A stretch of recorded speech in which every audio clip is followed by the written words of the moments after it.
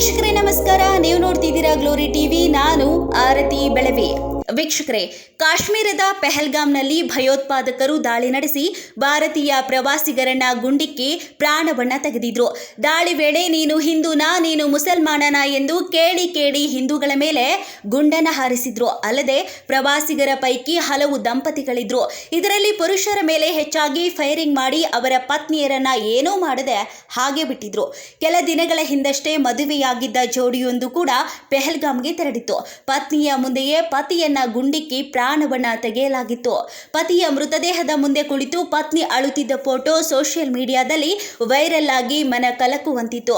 ದಾಳಿಯಲ್ಲಿ ಪತಿಯರ ಪ್ರಾಣವನ್ನ ತೆಗೆದು ಪತ್ನಿಯರ ಸಿಂಧೂರವನ್ನ ಕಸಿದಿದ್ರು. ಇದಕ್ಕೆ ಪ್ರತಿಕಾರವಾಗಿ ಈ ದಾಳಿಗೆ ಆಪರೇಷನ್ ಸಿಂಧೂರ ಎಂದು ಹೆಸರನ್ನ ಇಡಲಾಗಿದೆ.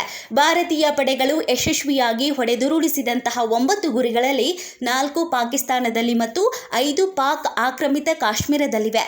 ಪಾಕಿಸ್ತಾನದ ಬಹಾವಲ್ಪುರ್, ಮುರಿಡ್ಕೆ ಮತ್ತು ಸಿಯಾಲ್ಕೋಟ್ ಪ್ರದೇಶಗಳಲ್ಲಿ ಕ್ಷಿಪಣಿ ದಾಳಿ ನಡೆಸಿದೆ. ಭಯೋತ್ಪಾದಕ ಶಿಬಿರಗಳನ್ನು ಗುರಿಯಾಗಿಸಲು ವಿಶೇಷ ಯುದ್ಧ ಸಾಮಗ್ರಿಗಳನ್ನು ಬಳಸಲಾಗಿದೆ. ಪಹಲ್ಗಾಮ್ ಭಯೋತ್ಪಾದಕ ದಾಳಿಗೆ ಪ್ರತಿಕಾರವಾಗಿ ಈ ದಾಳಿಯನ್ನ ನಡೆಸಲಾಗಿದೆ. ಭಾರತದಲ್ಲಿ ಭಯೋತ್ಪಾದಕ ಚಟುವಟಿಕೆಗಳಿಗೆ ಪ್ರಾಯೋಜಕತ್ವವನ್ನ ನೀಡುವಲ್ಲಿ ಪ್ರಮುಖ ಪಾತ್ರವನ್ನ ವಹಿಸಿರುವ ಜೈಷ್ ಎ ಮೊಹಮ್ಮದ್ ಮತ್ತು ಲಷ್ಕರ್ ನಾಯಕತ್ವವನ್ನ ಗುರಿಯಾಗಿಸಿಕೊಂಡು ದಾಳಿಯನ್ನ ನಡೆಸುವುದಕ್ಕೆ ಭಾರತೀಯ ಪಡೆಗಳು ಈ ಸ್ಥಳವನ್ನ ಆಯ್ಕೆ ಮಾಡಿದವು. ದಾಳಿಗಳಲ್ಲಿ ಭಾರತೀಯ ಸೇನೆ, ನೌಕಾಪಡೆ ಮತ್ತು ವಾಯುಪಡೆಯ 3 ಪಡೆಗಳ ನಿಖರವಾದಂತಹ ಶಸ್ತ್ರಾಸ್ತ್ರ ವ್ಯವಸ್ಥೆಗಳನ್ನು ಬಳಸಲಾಗಿತ್ತು. ಪಾಕಿಸ್ತಾನ ಮತ್ತು ಪಾಕಿಸ್ತಾನ ಆಕ್ರಮಿತ ಕಾಶ್ಮೀರದೊಳಗಿನ ಭಯೋತ್ಪಾದಕ ಶಿಬಿರಗಳ ಮೇಲಿನ ದಾಳಿಗೆ ಗುಪ್ತಚರ ಸಂಸ್ಥೆಗಳು ನಿರ್ದೇಶನಗಳನ್ನು ಒದಗಿಸಿದ್ದವು. ಈ ಎಲ್ಲ ದಾಳಿಗಳನ್ನು ಭಾರತದ ನೆಲದಿಂದಲೇ ನಡೆಸಲಾಗಿತ್ತು.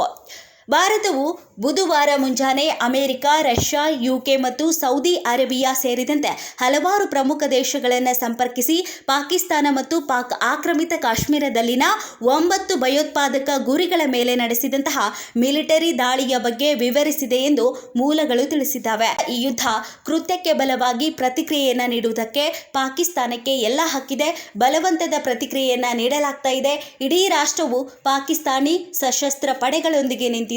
ಇಡೀ ಪಾಕಿಸ್ತಾನಿ ರಾಷ್ಟ್ರದ ನೈತಿಕತೆ ಮತ್ತು ಉತ್ಸಾಹ ಹೆಚ್ಚಾಗಿದೆ.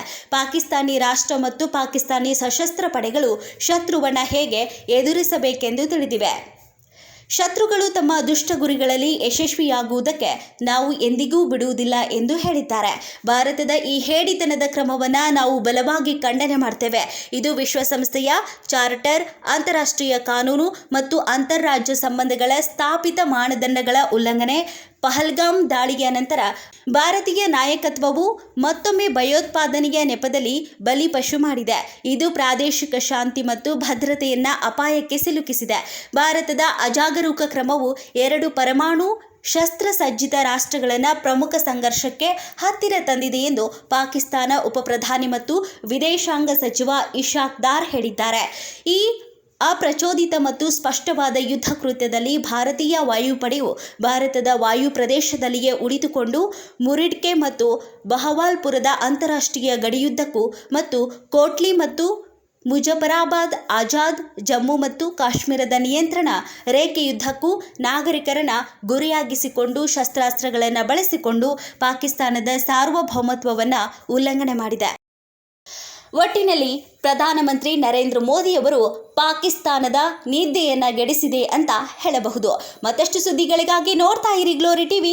ಲೈಕ್ ಮಾಡಿ, ಶೇರ್ ಮಾಡಿ, ಸಬ್ಸ್ಕ್ರೈಬ್ ಮಾಡಿ. ಇದು ನಿಮ್ಮ ಶಕ್ತಿ.